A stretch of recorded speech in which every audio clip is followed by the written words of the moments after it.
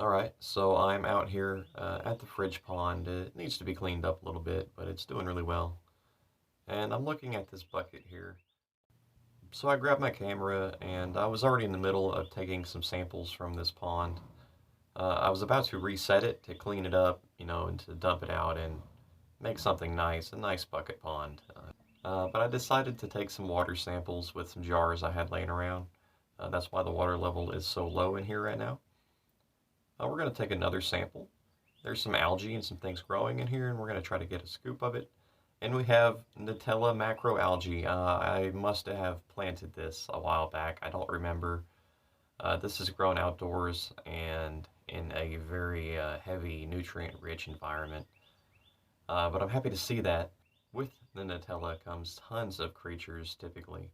And here in one of the jars that I dipped into that bucket, we have what appears to be a leech. This is my first time seeing a leech in person and up close, and I admit I was a little freaked out, but after learning about them while filming this, I can say that most leeches are actually harmless, and they just eat detritus and mulm and sludge, and for us that's a very useful species. Any kind of detritivore can be very useful for how I do things. I'm being harassed by a bee right now. But I'm refilling that container and I'm showing some of the samples we took. I apologize for the shaky video here. This was kind of filmed on the fly. But yeah, we have Nutella macroalgae and some water samples as well, with quite a few dragonfly larvae in here. I love seeing them. Some of the initial projects that I started outdoors, I had accidentally included dragonfly larvae. And now when I see them flying around certain times of year, laying eggs in the ponds and stuff, it's pretty cool. I like to think that most of them were born here, though some may have like immigrated to the ponds over time. Within that leaf is actually another leech, and he's kind of hard to film.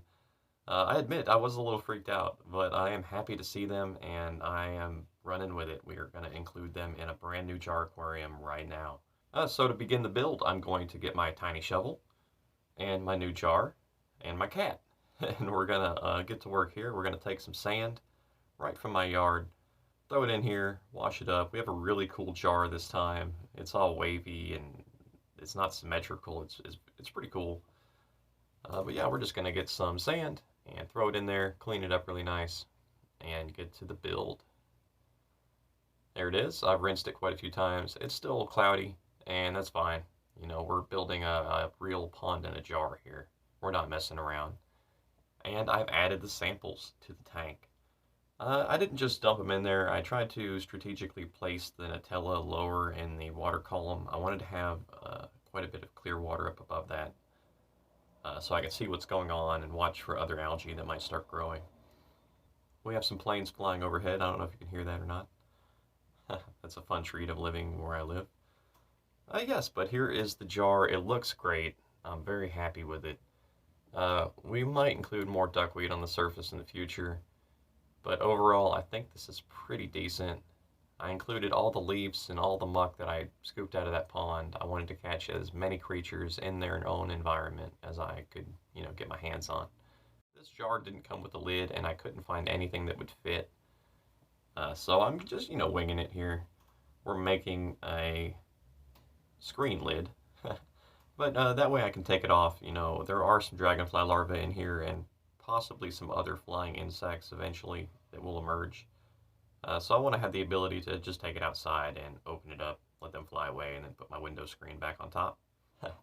But we're doing weekly jar builds for right now. And I will, of course, be including updates on those tanks. Two of them have, crashed, you could say. And, 5 have done really, really well. They're beautiful, functional jar aquariums raising, various creatures and plants. I'm going to do updates on them soon. I'm looking at, a certain threshold. Once a build video gets 100 views, we'll make an update. Once it gets 500, we'll make another update. And go on from there. I haven't looked at the numbers for this year's jar aquarium build videos, so yeah, I'll have to investigate a little bit before we look into doing updates, but I can assure you that some of the tanks are doing so well. They're beautiful inside. Here's a better look at the top of our clear water area in our new jar aquarium. We have leeches. We have leeches right there, along with some copepods and probably an ostracod there. There should be quite a few creatures in here of various sorts. The bucket that I made this from was essentially a catch-all, and I dumped many containers into there that were outdoors and things that just didn't work out, things I didn't want to care for and combined. But it worked out well. We have beautiful, awesome leeches on our hands now, and that's a great thing. I'm setting up this particular jar in the hopes that these leeches will continue to breed. If they're anything like a slug, then we should be able to make it work. I don't know much about them. I'm still learning about how to care for them and what they exactly what they want, what they need. But if we can get these leeches to breed and reproduce and to cruise around and eat up all of our mold and detritus, like that could be a blessing for us. I'm a very lazy aquarium keeper, jar aquarium guy. You know, I'm not going to come in here and vacuum out the mold after a while. It's just going to build up. We rely on our detritus worms and our earthworms to get in there and to, you know, eat that stuff up and turn it into plant food.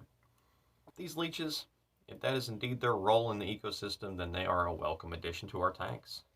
I never thought I'd be so excited to have leeches in a jar. But here we are. Yes, this is our life. We build jar aquariums every Friday, and we have a lot of fun. There's a little leech right there, and yeah, I think that's a copepod. We have quite a few creatures in here. I'm curious to see how this develops, and I will most likely begin feeding this particular jar much sooner than I normally would. Most of the jars I wait about a week for things to settle down before I start adding cucumber slices. That's the main food item for all of my jars. But with this one, I'm going to probably throw them a slice of food probably today or tomorrow. I want to get the process started. I want to see them, you know, devouring things. Ideally, we get a video of the leeches eating cucumber, which, don't judge me, I'm not a scientist. I don't know if it's possible. I don't know what they eat, to be honest, and I want to test and see. If we do lose these leeches, if they do die out, you know, it does happen sometimes when you're learning to culture new creatures. But if we do lose them, we have that jar, or excuse me, we have that bucket refilled in the backyard, breeding up some more leeches, offering them a safe habitat, and yeah, acting as a backup source so that we will always have access to them. So yeah, that bucket might look pretty rough out there, but it's serving its purpose. This jar aquarium looks pretty great. I actually included a small stem from a mimosa tree just to add a place for the dragonflies to roost when they try to emerge from the water. And yeah, I'll be able to take them outside and release them, let them breed within the ponds and things that they grew up in. I love my pets, I love my plants, I love all my creatures, the creepy ones, the big ones, the little ones. What's not to love, right? So anyway, guys, this is Bucket Ponds, and my name is Terry. I hope you enjoyed the video. This is our weekly build series, and every Friday I have a new jar aquarium. The update videos I might mix in there. I might upload them on their own. I'm not sure yet.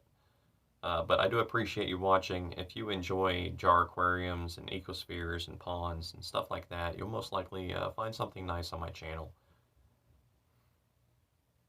I appreciate the time that y'all spend with my videos, and I am always grateful to entertain you with these extremely dense lived-in aquariums. I'm not sure what we should even call these other than the Pond in a Jar aquarium series.